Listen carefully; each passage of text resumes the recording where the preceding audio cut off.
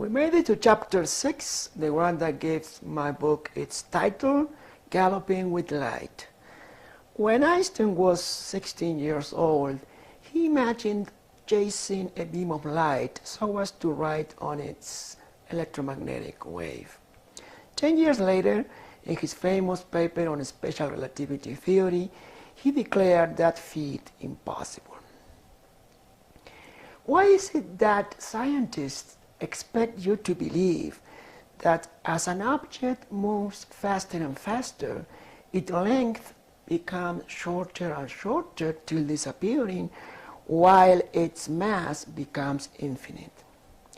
Well, if you remember in chapter 2, we discovered that the very simple notion of speed was logically vitiated because it needs the notion of simultaneity, which in turn needs the notion of speed.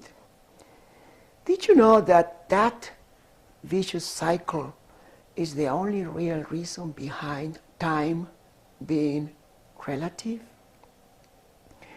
On the other hand, in chapter 3, we discovered as well that in order to measure length, we had to measure time.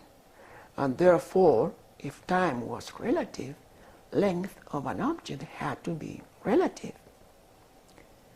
Now, if time is relative, does it mean that for an alien watching me from another world, I could have written my book before I was born? Or equivalently, if time is relative, does it mean that for an alien watching you from another world, he could think that you have read my book before I wrote it? Well, I'm not crazy. All those strange questions need real answers. Let's defolklorize together by reading chapter 6 of my book, which is available in English and Spanish. Just go to Amazon.com and look for Felix Alba or Galloping with Light in English or Cabalgando con la Luz en Español. I sincerely hope that by now you are considering to read my book. And if not, please watch video number 7 of this series, Relativity, free of folklore.